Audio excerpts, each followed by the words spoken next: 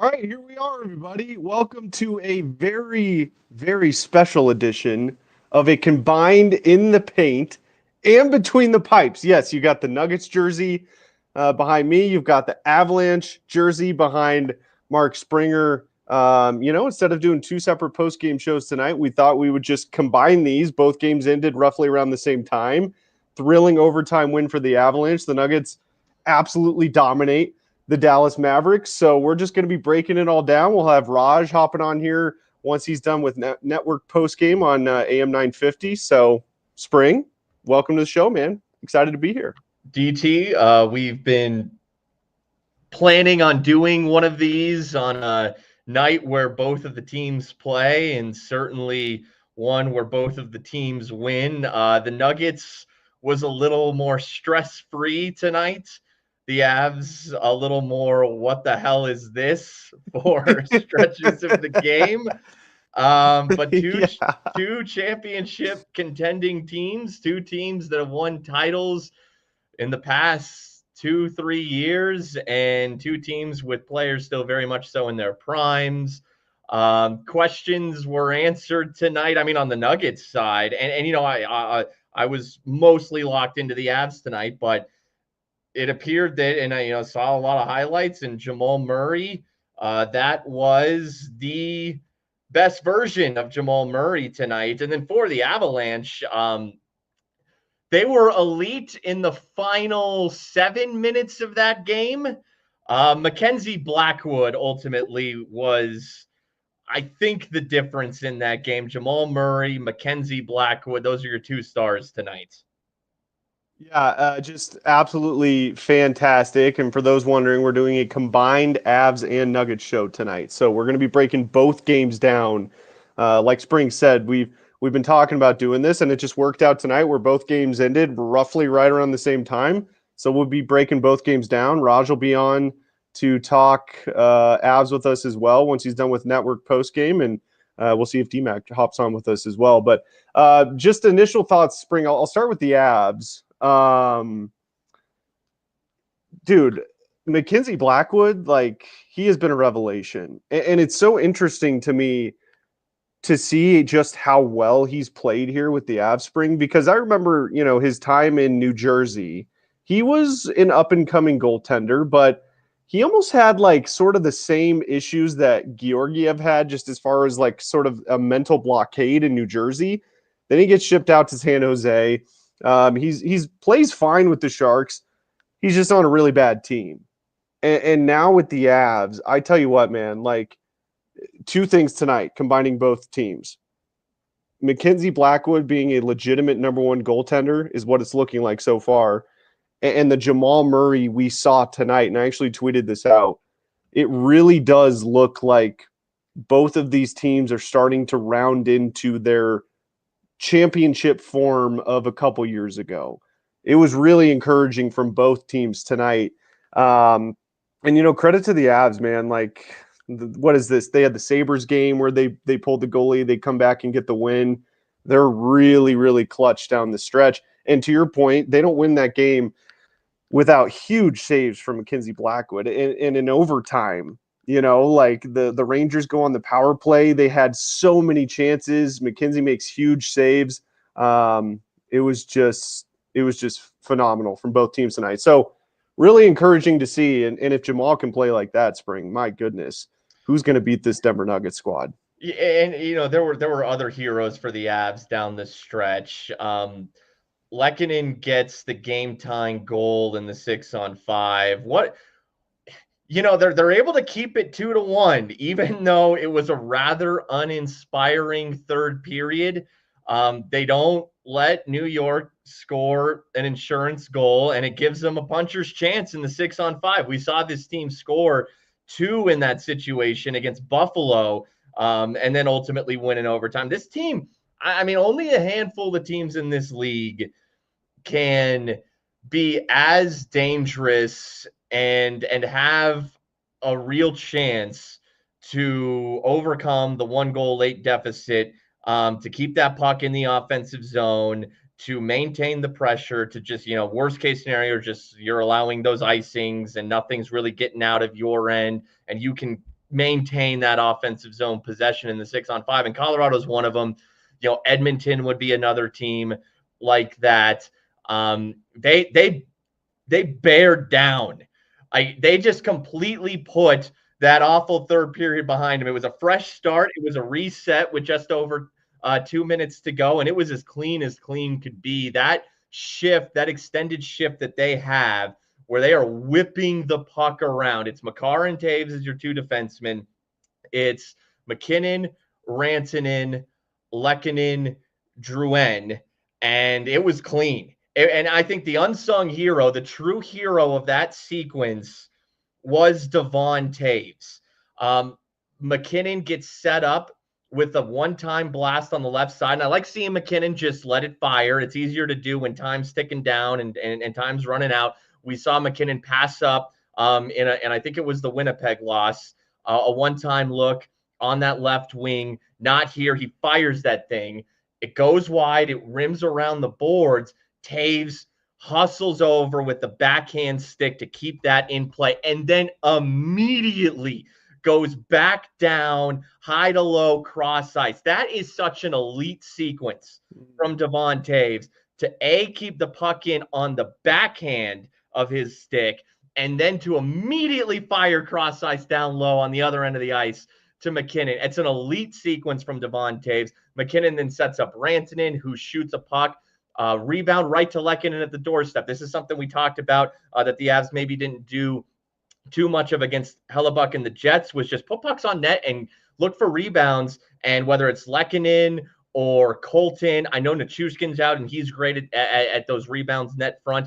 Lehkonen can do it too. He did it there. But to me, the key of that sequence is Devon Taves, who then scores the overtime goal. Other keys, though, Logan O'Connor keeping that puck alive, forechecking after a shot he put on net, and then bouncing that puck out to Nathan McKinnon. Logan O'Connor's forecheck helps win the game.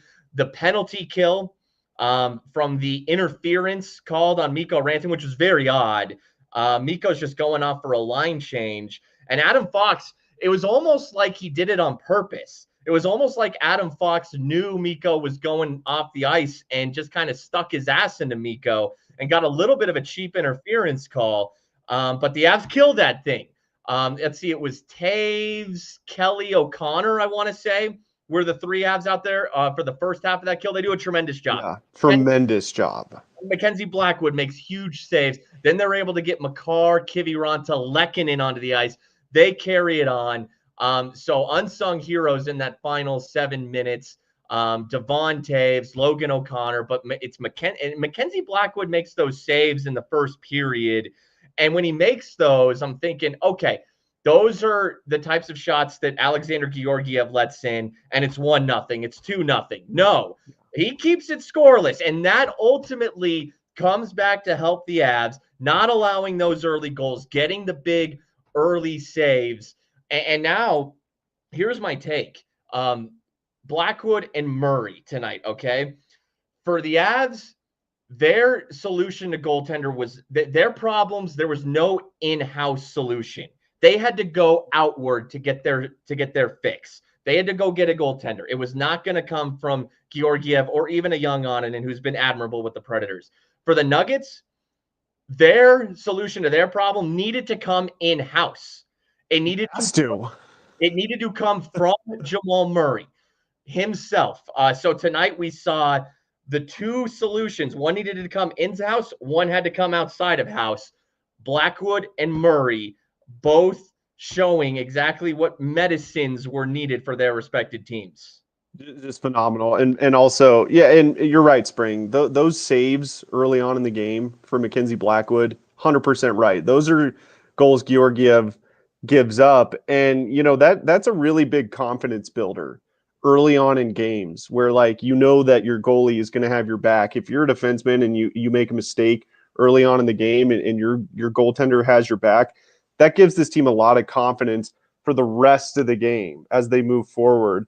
Also, the side of the net in overtime was also Mackenzie Blackwood's best friend. I think they hit the side of the net about 4 different times on that power play, did the Rangers. But when you're pushing over, when you're closing the gaps, You Exactly. cut the lane, you cut the shooting Right. lanes down. Right. And that's what he did. You're 100% right. But it really is amazing. It's kind of like a stud pitcher in baseball. Now it's a little different because the goalies tend to play a lot more often than once every 5 games, like pitchers do in baseball. But it really is amazing when you go from an average starting pitcher to an ace, how much that can do for your team. And when you go from below average goaltending to, I don't think Mackenzie Blackwood needs to be a top 5 goaltender the remainder of the season in order for the Avs to be legitimate threats to win the cup again. He needs to be. Can he be better than Darcy Kemper was in 2022 spring? I think he absolutely can. And that's not a slight against Darcy Kemper. He was plenty good enough, obviously, for the Avs to win a cup. But I'm telling you what, Mackenzie Blackwood is playing better right now than Darcy Kemper ever did in an Avalanche sweater. So that gives me a lot of confidence. And, I was thinking about during the game tonight, I'm like, man, the Avs finally got themselves a goalie or two, and they can't score the freaking puck. Like they get shut out in Winnipeg. To be fair, they just went up against the 2 best goaltenders in the NHL and Connor Hellebuyck and Igor Shesterkin. So I get it, okay? But that is also the beautiful thing about having a goaltender like Mackenzie Blackwood come in. He's able to keep the Avs in the game against the elite goaltenders in the NHL. I mean, that's what really kind of my takeaway over the last couple of games is Mackenzie Blackwood, even going up against former Vezina winners, can keep this team in games, and they've got enough talent on the offensive end to get it done late in the third period and come back and win it in overtime. It's been a real revelation to see just how much better Mackenzie Blackwood has made this Avalanche team. I mean, one guy comes in and all of a sudden the Avs are right back at the top of playoff and Stanley Cup contenders. Because let's be honest, Spring, with Georgiev and Anunen, I didn't think this team had a shot in hell to win the cup this year. But now they do. And it's great to see. Mackenzie Blackwood has been better than I even expected. And I really do. And you've heard Nathan MacKinnon talk about this. It's really given this team a huge boost of confidence. And you can kind of see that playing out on the ice. Yeah, I thought, and the Avs obviously were off offensively for portions of this game. I mean, the first Rangers goal, I think so many people said simultaneously, when do you see Cale Makar make a mistake like that? When do you see Cale Makar lose a puck like that? And then Sam Carrick goes the other way, shorthanded, and puts a nice move. Going back, Blackwood makes a good push to stop that puck, but that's just a mistake from Cale Makar. The second goal is Malinsky he's kind of caught in between. Does he want to go to the point to Manson? Does he want to go in the little slot area to Middlestad? It's kind of an awkward play. Boom, break out the other way.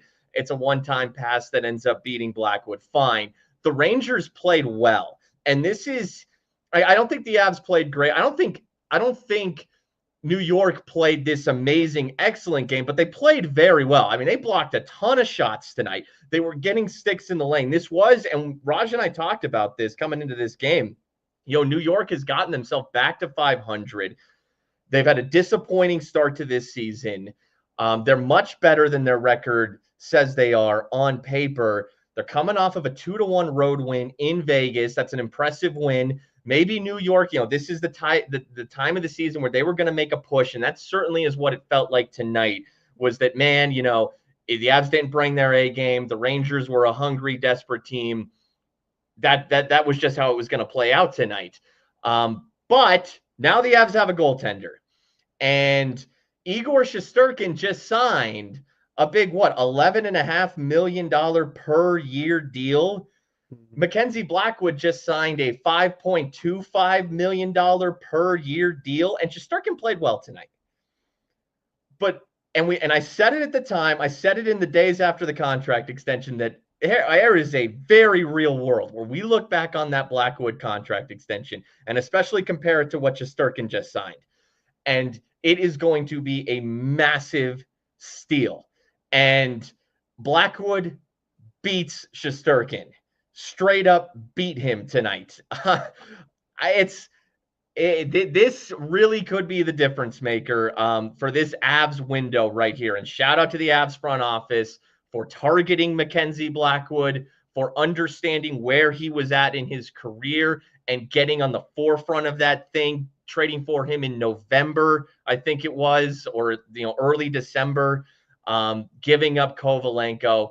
Not an easy thing to part with, and now the Avs have a goaltender who they're paying half of what you saw on the other side of the ice tonight and is playing just as good, if not better, than him. It's gigantic what the Avs have found in Mackenzie Blackwood. Yeah, honestly, I don't really think it's particularly close in Denver sports right now. The Avalanche's front office, scouting department, drafting and developing is by far the best going right now. And that's not even a slight necessarily to the other teams other than the Rockies, because we all know that how that goes spring. But it really is amazing to see how like McFarland and Joe Sakic have the vision and they can see it when a lot of us can't. And you bring up a good point there with Mackenzie Blackwood. I mean, if we were to start at the beginning of this hockey season, spring, and I said, hey, what do you think of Mackenzie Blackwood potentially becoming an Avalanche? I'm sure yours and a lot of people's response would have been, good goalie, but does that really do it for this team? Does that get them over the hump? And C-Mac and Joe they have that special ability to really identify players that are going to come in here and really contribute and make a difference for this team.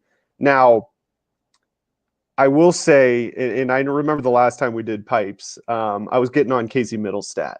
So I am curious, and I don't mean to bring this down after a Nugalanche win tonight, but I am curious, and I'd love to get Raj's thoughts on this too. We saw the team last year trade away Bo Byram. And after the trade, Chris McFarland had a press conference basically saying, we love Bo. It stung him, C-Mac said, to have to trade him, but it wasn't working. And I think that's something that the Avs are really good at, getting out in front of things early on if they're not working. Now, it's been less than a year. I get it. But I got to tell you, man, right now, it doesn't seem to be working with Casey Middlestat. So I would be curious to get your guys' thoughts on what do you see as the future for him in an Avs sweater? Is he still here long term? Do you guys still believe in him? Or do you think that the front office could be looking to make a move as we bring Raj into the show? Fellas, can you hear me? We got you. I love that. We are live from Ball Arena. What was your question, DT? I heard the second half of still in an Avs jersey. Well, so I was just asking Spring that the Avs front office has been really good at identifying problems early on and not letting these things linger. We saw it last year with Bo and Byram. In C-Mac's presser after the trade, he said, we love Bo. It hurt to trade him, but it just wasn't working. And we celebrated the win, so I don't want you to think that this is just a negative show here. But I am just curious your guys' thoughts on... Well, a lot of that game was shit sandwich. Yes, it was. But Raj, in Spring, do you guys see the front office still believing in Casey Middlestat as the guy for the 2C position? Like, or do you think if it's not working, do you think C-Mac and Joe would make a move in order to try and upgrade the 2C, or do you think they're going to stick with Casey Middlestat for now? I mean, he's been struggling mightily as of late, and he was centering the fourth line, and that's not just like them trying to hope to spark other guys. Bednar was. Did you guys hear any of his post-game presser? I did not. Livid with his hockey team tonight in terms of their effort. Wow. Absolutely pissed. Went as far to say that if Mackenzie Blackwood wasn't the best player on the ice for both teams, the Avs walk away with 0 points, which is like truer words have never been said about tonight's game. I think they're committed to Casey Middlestat unless a big time offer comes around. I don't know if there's another center that you can make a deal for, knowing the cap crunch that you have moving forward. Like, who'd be really nice is JT Miller, because JT Miller doesn't want to play with Elias Pettersson anymore. But that's adding money to your pot, and you don't really have much. You don't have much area left in that pot until it starts overflowing. Well, it wasn't just Casey. There was a lot of bad play tonight, and there was a lot of line blending tonight. We saw Mikko Rantanen. Well, they started the game with new lines in general. Mikko down from the first line and playing with Colton and Middlestat on the second line, and then Drouin, McKinnon, and Lehkonen on the first line. Now, that line mostly stayed intact throughout the game. There were portions of this game where, like Raj said, Middlestat once again demoted to the fourth line, playing with Jason Polin and Yuri Inala.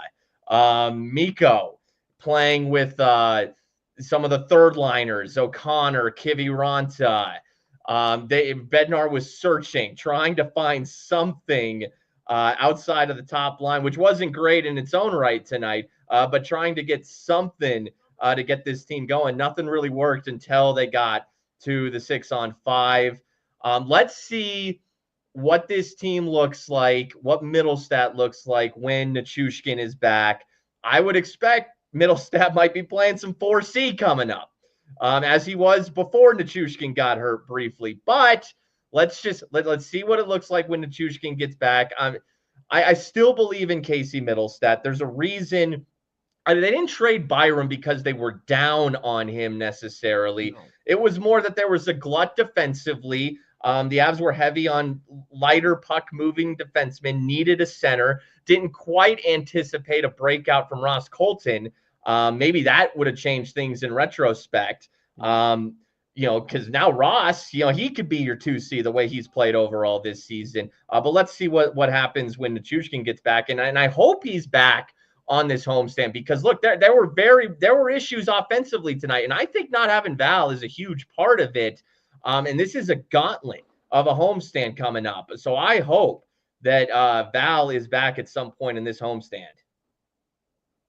Raj, you're at the arena, it looks like. I sure am. Yeah. So you were at Bednar's presser. I can switch the camera. Am I able to switch the camera around? No, I can't. But I can just pick this thing up and.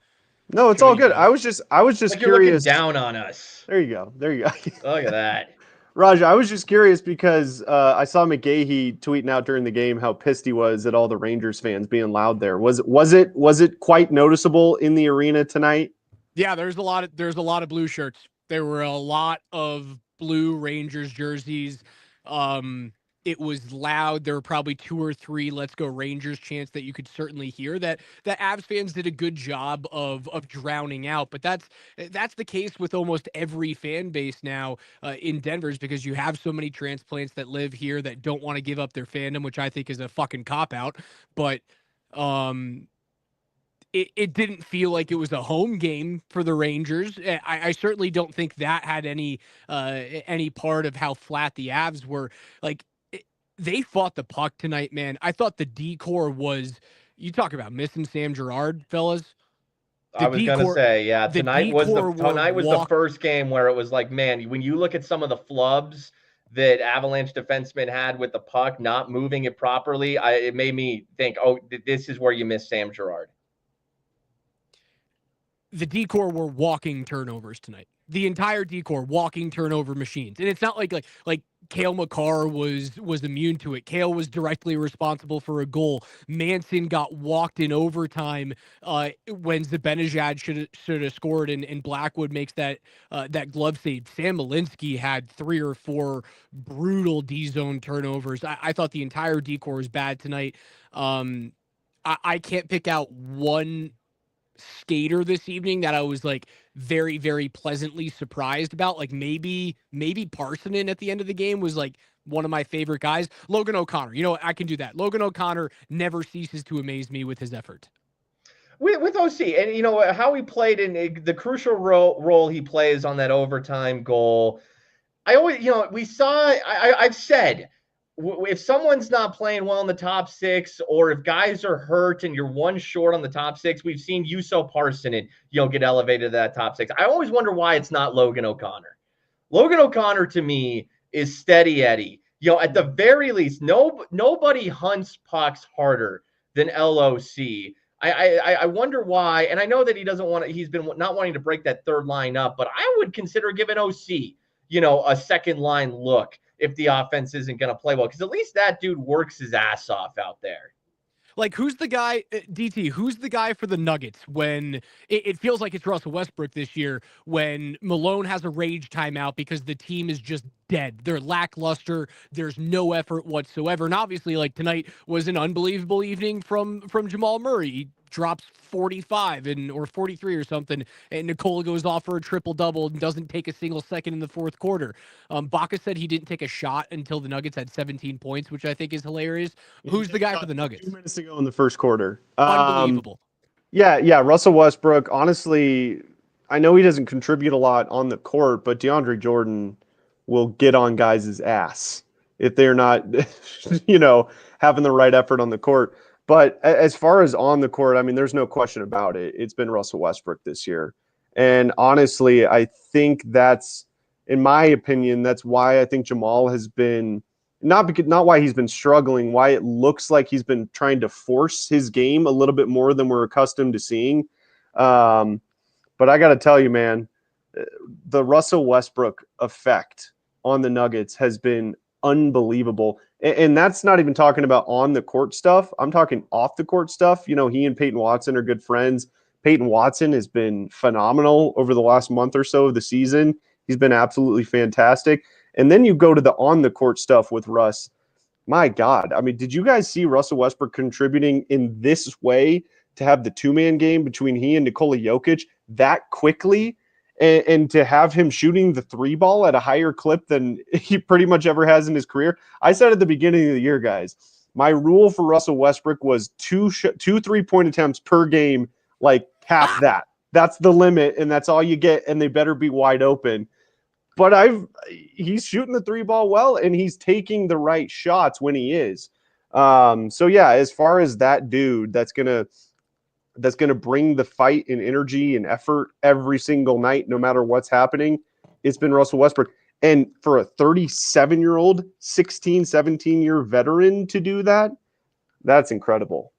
Speaking of fights, did you see what the cowards wearing black and white stripes did tonight at Ball Arena? What those cowards didn't allow to happen halfway through the second period. The Avs put a puck at Igor Shesterkin. Logan O'Connor goes hard to the net. And Matt Rempe grabs O'Connor from behind. And who's on the ice but big old 6'6", 245-pound Keaton Middleton. And those two dudes wanted to give us a heavyweight fight. And the referees didn't allow it to happen. It's like the Avs could have... I wouldn't have cared what happened in the game. All I wanted to see was a heavyweight fight. And the NHL is turning into the NFL. They're now the no fun league. We don't get to see fights anymore. It's a 6'9" dude and a 6'6" guy. All 18,000 people here at Ball Arena wanted to see it, and they didn't give it to us. That's one of the things that makes hockey so great, Raj. Don't become the NFL, for the love of God. Please don't do that. It's the whole reason that Matt Rempe is in the NHL. Is he's to a fight black hole.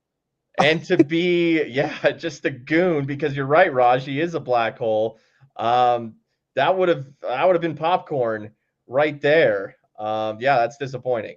I was so upset that it didn't happen, man. I was so excited to see that, because you don't get to see those types of fights. Those happen once every 5 years. That it just so happens that those two behemoths are on the ice in the same game at the same time.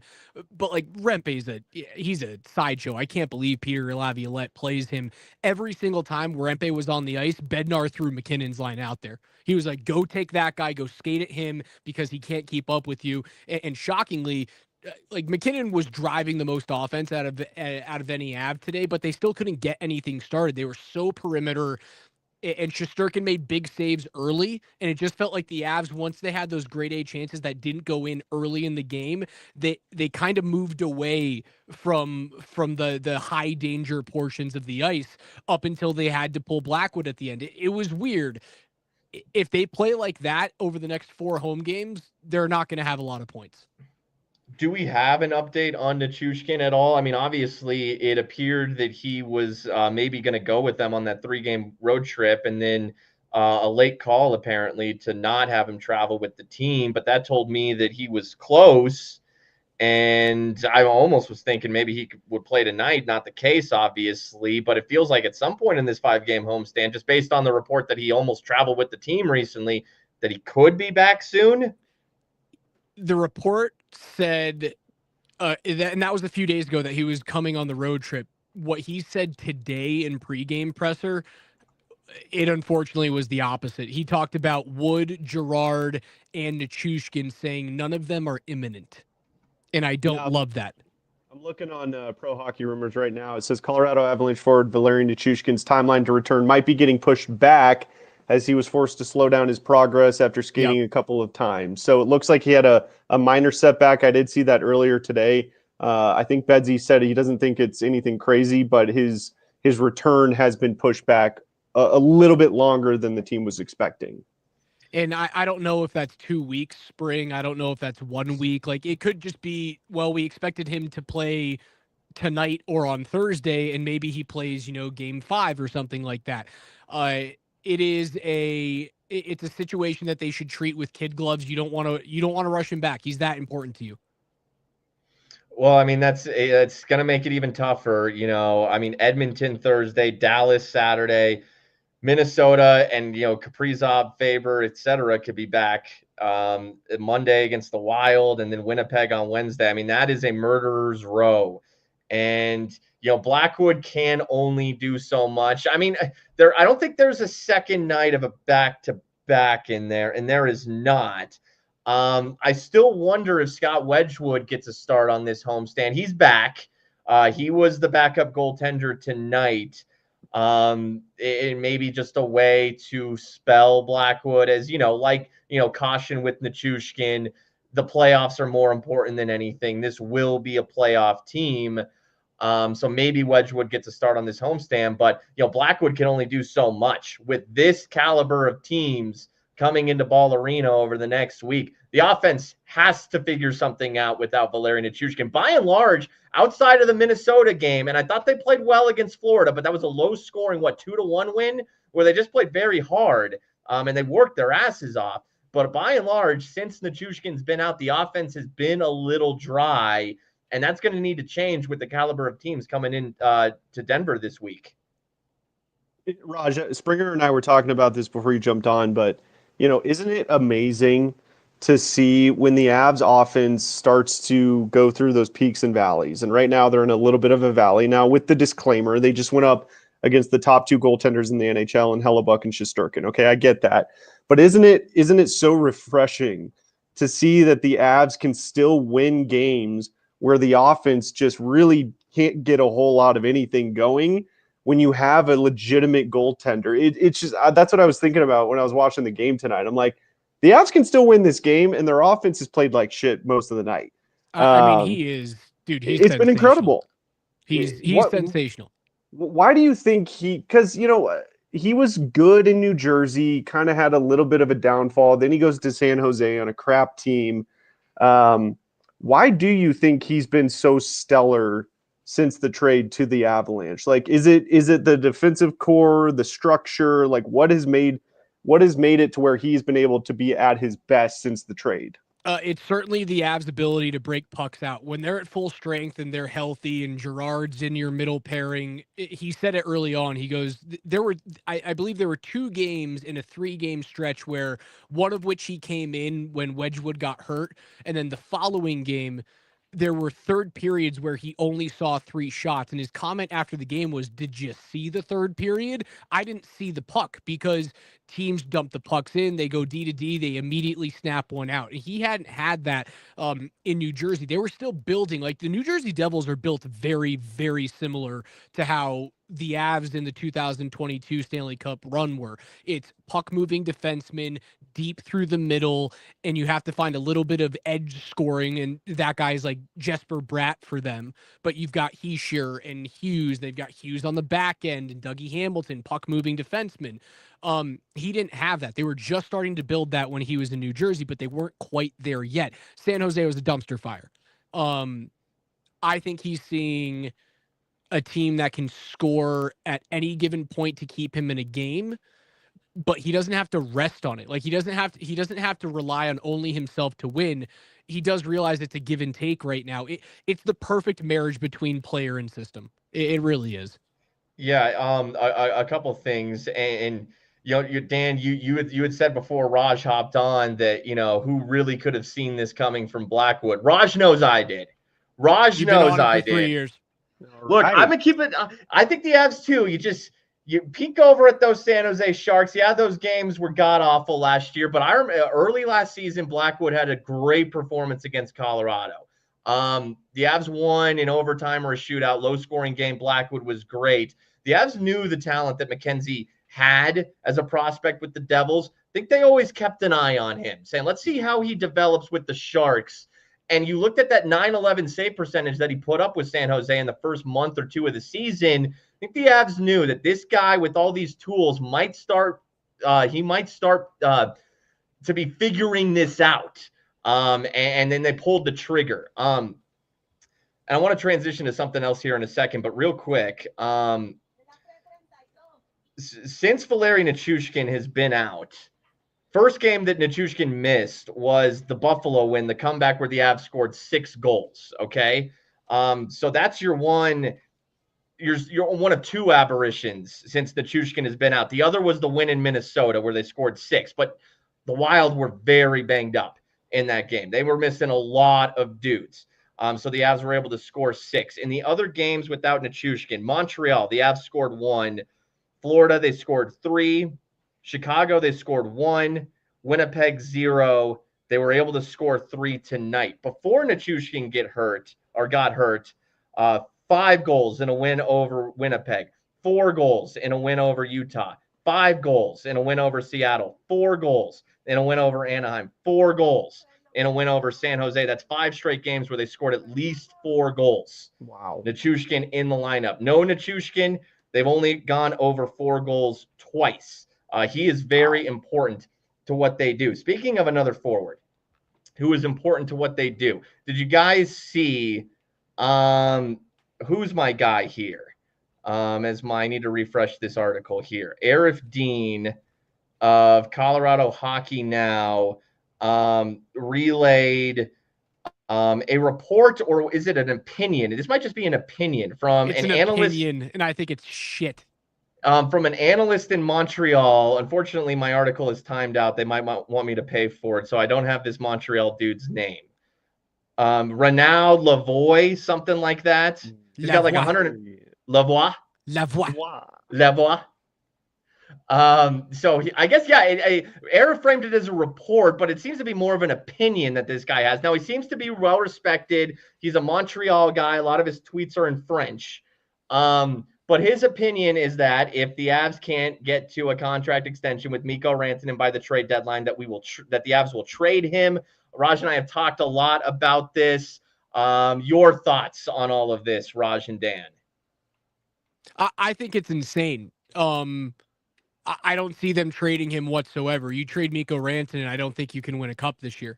I don't know what your return is going to be for Mikko Rantanen if you trade him at the deadline. And again, as it is in every single sport, your value on a trade is not as high as it is in the offseason than when it comes during the season at the trade deadline. They're not in a position to be trading away 50 goal scorers. Again, I've said this time in and time out on this show. It takes teams decades decades to find a 50-goal scorer. It takes teams decades to find a guy who can put up consistent 100-point seasons. Just because he doesn't play like Peter Forsberg doesn't mean he's not worth $12.5 to $13 million on an average annual basis. He's not Peter Forsberg, but you know what? He scores at a way higher clip. He's one of the greatest postseason performers in the history of the National Hockey League. He works here. I would be shocked if they traded him. If they get to a point in the offseason where they realize, like, oh, he only wants $14 million, they may have to walk away from him. But that's a bridge that you cross when you get to it. You are in the business of winning Stanley Cup championships now.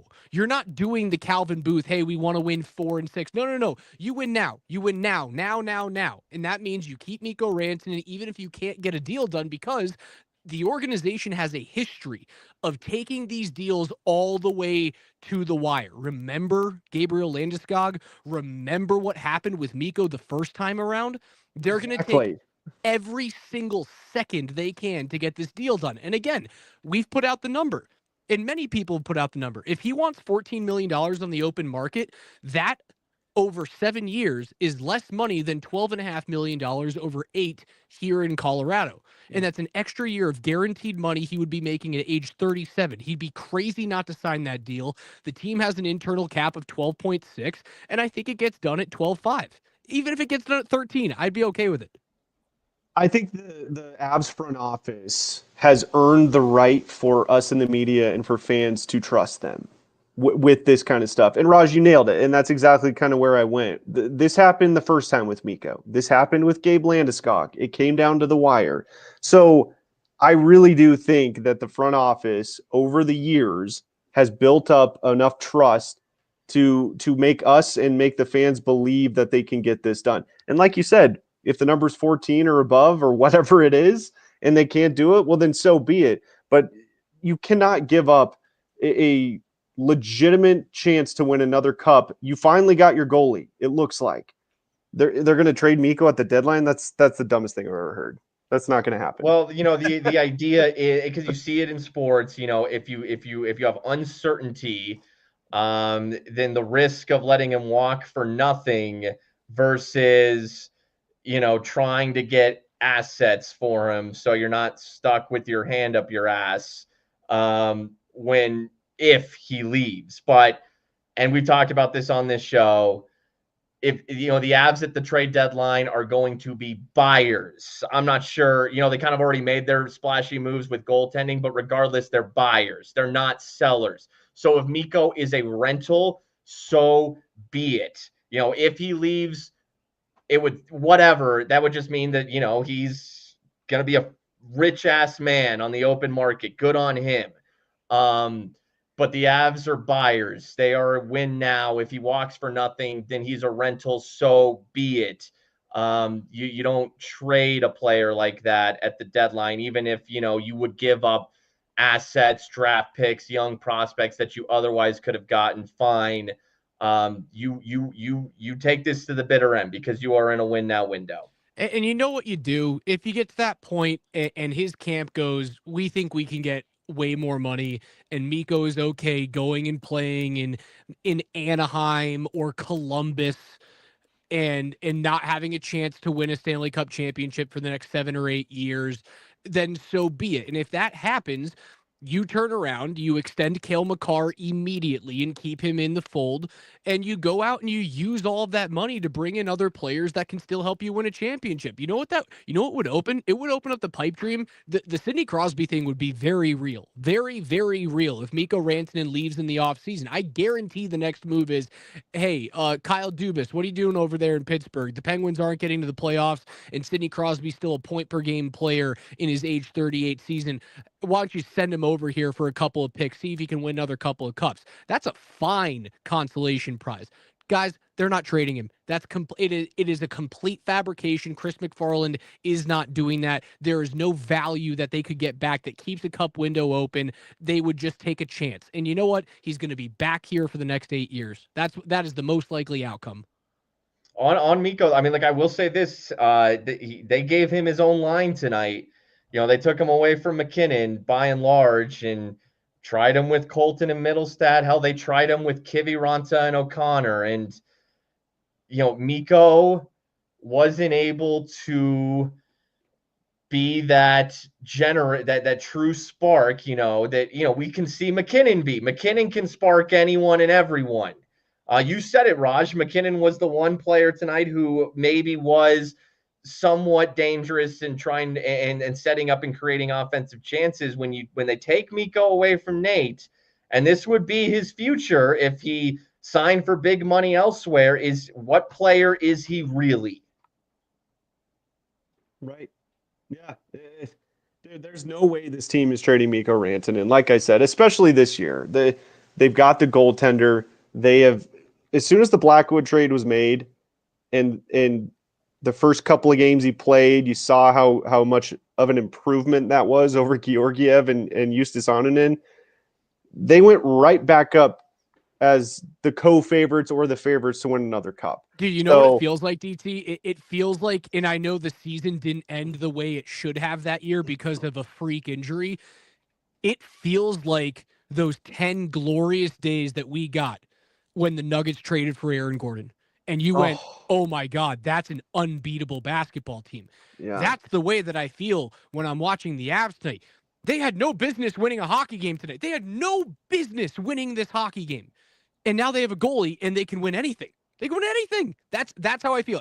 I felt the same way when they traded for Aaron Gordon and they went on that run. Then unfortunately it ended with Jamal's knee. But they were the most terrifying team in the Western Conference. And I think a lot of teams in the NHL look at the Avs the same way. Absolutely. Let me ask you guys, okay, let's just transition to Nuggets here real quick, because you brought up Aaron Gordon. So we've seen 2 games now. Okay, he's been back. He's on a minutes restriction, so he's coming off the bench. These past 2 games, guys, have been easily, I mean, it's not even close. The bench has looked the best by far over these last 2 games. Now, Malone's been staggering Jamal out there with that second unit with Aaron Gordon. So I think the question becomes, and I had some people tweeting at me about this, do you think Malone just keeps Aaron Gordon on the bench for the foreseeable future? Because it's working. And as crazy as it sounds, you've got a 3-guard starting lineup with Christian Brown, Jamal Murray, and Russell Westbrook. But you can't bench Russ. He's playing too well. The 2-man game between he and Nikola Jokic has been unbelievable. So I'd be curious your guys' thoughts. I would like to see Coach Malone continue with this experiment until it fails. Keep bringing Aaron Gordon off the bench even when he's off a minutes restriction, because it's working. And I get it. It's only been 2 games, but it's working. And the Nuggets seem like they're playing a hell of a lot better than they were earlier in the year. Well, when the Nuggets were struggling and they were playing better of late, I had thought, and my guy was Murray, bring Murray off the bench. So mine too, Spring. That was mine too. But seeing how it's looked over the last 2 games with it being Aaron Gordon, I'm like, sure. Well, this looks pretty good. But it wasn't even that. It wasn't even. Now, some of it was that Murray wasn't playing to his best level. Some of it was also just an added weapon for the second unit. More staggering, more spreading things out, whether it was Murray or whoever. And, remember like when Will Barton would complain about not starting, but he would finish games. Starting to me is overrated. Who's finishing the game, no matter who, if Malone decided to bring one of his stars in off the bench in more of a second unit role, they would still be finishing the game. The top 5 still play no matter what. So yeah, whether it's Gordon, I guess he would be the candidate right now.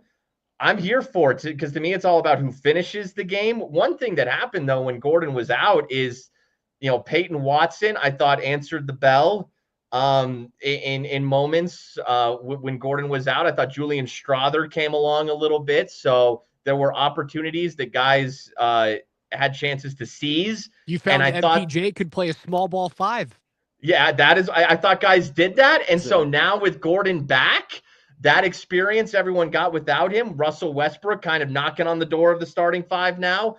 I think that there were benefits to having Aaron Gordon out of the lineup, and now there are going to be even more benefits with him back. Oh, and by the way, I don't think he's knocking on the door of the starting five. I mean, if you're Coach Malone, how Don't do rush you that bring back. Russell Westbrook off the bench now? I mean, the two-man game, I know this might sound a little crazy, but I swear to you guys, the two-man game between Russ and Jokic right now looks just as good, if not better, than the two-man game between Joker and Jamal in the 2023 championship season. Like, that's how connected those two guys are right now. And they both have the supercomputer, court mapping, basketball brains. And to see that both on the court at the mapping, I same like that. time, they're masters at court mapping, both of them. And that's why it just looks so aesthetically pleasing when they're out there, because they know exactly how to read the floor, how to read the open space, where everybody should be. And to have not just one, but two guys on the court at the same time that are elite court mappers, man, it just looks beautiful. So it's like, how do you take him out of the starting lineup? And if you don't, well, that means one thing. It means either Christian Brown, Jamal, or Aaron Gordon's coming off the bench. Now, I'm with Springer. I've been saying over the last couple of weeks that it probably should be Jamal Murray. But with the way it's looked with Aaron Gordon coming off the bench, how do you change it up right now? I don't know how Coach Malone can do that. Yeah, run the hot hand. And I think the best part of this is like, it's shown up the last couple of games. Like, and I know Luka hasn't played. I understand that. I know Kyrie isn't at full health either. So it's not like the same Dallas Mavericks that made a run last year that you played against 2 out of the last 3 days on the road. The defense has shown up, man. The defense has shown up. And they haven't shown up all season long. And maybe this is the spark that Jamal needed too. So I agree with you. Play that hot hand. What is it, 14-4 now when he's a starter with Russell Westbrook that the team is. Do that until the number in the right column starts to raise heavily. And if it never does, don't change it. I think this is you got to this stick is a with it team until I it think stops that, working. I think you can kind of put this team in a blender right now. Kind of like the Avs tried with their lines tonight, but it didn't quite work. I think that there's so much flexibility right now. You can try playing X with Y. You can try playing this guy with that guy. I think there's a variety of different lineup combinations they can use throughout the course of the first 44 minutes of every game until we decide what their best finishing five is. There will be an odd man out there, whether it's going to be Westbrook, Brown, or Gordon right now, whoever the odd man out is for the finishing five. I don't know, but I think there's a lot of different combinations they can try right now. That's the real question, Spring, the finishing five. I mean, that really is it. Okay, before I get out of here, and I'll let you guys give your final thoughts on the Avs game tonight, I do want to read the stat to you guys, okay? Because they showed this during the game, and this is just absolutely fascinating stuff. So Nikola Jokic tonight became the fastest player in NBA history, fellas, to get to 15,000 career points, 7,500 career rebounds, and 5,000 assists. He did that in 90 fewer games than Larry Bird. 90 fewer games, a full season plus some. Fewer games than Larry Bird to reach those marks of 15,000 points, 7,500 rebounds, and 5,000 assists. And by the way, he's 3 for 3 on triple doubles against the Mavs this year. I just thought that stat was unbelievable. Yeah, I saw that. Yeah, as we got a great look at Ball Arena there. God, she looks glorious tonight. Nikola Jokic he's the most effortless on my new iPad. Nikola Jokic is the most effortless superstar. He wakes up out of bed and he has a triple double. It's unbelievable. I saw somebody say today, quote tweeting that stat, saying, "Imagine if Joker actually liked basketball. What kind of numbers he'd put up?" Basketball, and then the other thing is like, put Robert Parrish, Danny Ainge, and Kevin McHale with Nikola Jokic, and what do those numbers become, right? Because like those are Hall of Famers that are playing alongside Larry Bird. Those are all-time guys playing alongside Larry Bird. And famously, Nikola doesn't have a damn all-star, not one all-star up until Russell Westbrook, and he's not going to be an all-star this year. He may go his entire career without having an all-star play next to him. And he did it in 90 fewer games than one of the greatest players to ever pick up a basketball. And that dude had Hall of Famers on his wings. Like, it's unbelievable what that dude does. Unfreaking real. Jamal Murray, when he's right, is every bit an all-star player. That was an all-star performance from Jamal Murray tonight. Where has the consistency been this year? That's the issue. But when he's right, I mean, bubble Jamal, and I know Jamal kind of hates that term, but God, that was it. And we've seen flashes of it since. We saw it tonight. That is every bit an all-star player. But yeah, I mean, look, the careers of everyone, you Parrish, McHale. I mean, that was consistency year in and year out that Larry Bird. That's a great point, Raj. But if Murray plays like that, is it just it's that simple, right? It's that simple. No, Shaq said on the broadcast tonight, guys, if Jamal plays like that, nobody's beating the Nuggets. Like, he basically proclaimed tonight during the broadcast at halftime, by the way, when Jamal had 32 points, the most in the first half of any first half in his career. He said if the Nuggets get this Jamal Murray, they're winning the championship again this year. Like, nobody can beat this team. And going back to over the summer, right? Jamal just doesn't look right towards the end of the playoffs against Minnesota. Just doesn't look right. And then we go to the Olympics. He plays for Team Canada. He looks even worse. So it's like, okay, something's going on here. And then we start the season, the regular season with the Nuggets, and he looks just as bad as he did at the end of the Minnesota series and over the summer with Team Canada. And it's like, oof, like they just paid this dude a lot. But this is the guy they paid. Like, I'm not saying he needs to go out and get 45 points every night, but these types of performances is exactly why they decided to pay Jamal Murray. And honestly, fellas, like Spring, you brought up the bubble. Yes, I would also throw the 23 playoffs in there too. I would say that was probably just as good of a run from Jamal.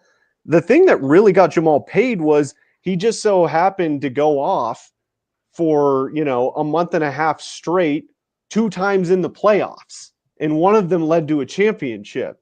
So, but to your point also, Spring, like that's the problem in the key with Jamal Murray. And kind of really the Nuggets, other than Joker as a whole, is like, where's the consistency? Great game from Jamal tonight, but I need to see this over a couple of weeks stretch before I'm ready to like proclaim that he is officially back. Fellas, I like this format. On nights where we end at the same time, I like this. I like this little duel between the pipes in the paint post-game action. I think we should make this a regular occurrence when we have games that end right around each other. Yeah, shout out to the Avs for going to overtime. That helped also get these games ending right around the same time. It's funny. I was trying to get out of post game as quickly as possible to get on with you guys before you did an hour without me. Well, we appreciate it, Raj. But all right, I'm gonna. It's a fun threesome. I enjoyed this 3-way. That's hot. All right. I'm gonna get out of here. If you guys have final thoughts on the Avs, feel free. Brother. Okay, are we done? Are we done? Okay. Home. I gotta get up in the morning. Get out of here, He's Raj. got a sprint in the morning. Yeah, you got to do the sprint. Tune in to Raj and Coach Sanford tomorrow, starting at 10 a.m. They'll be breaking down the Avs and Nuggets, and we got Broncos pressers tomorrow, fellas. We got Peyton at noon, and we got Greg Penner at 1. So have fun cutting that up tomorrow for us, Spring. Nice. Can't wait for Sean Payton to throw Vance Joseph under the bus. Oh, man, God, please do that. That would give us so much material for tomorrow. Please do that. All right, guys. That's gonna do it tonight. Great win for the Avalanche in overtime. Nuggets get a blowout win over the Dallas Mavericks, and we'll be breaking all of this down starting at 6 a.m. with Brett Kane tomorrow on Altitude Sports Radio 92.5. That's it. That's the show. Spring, Raj, great talking with you guys. See you later. Good work, gang.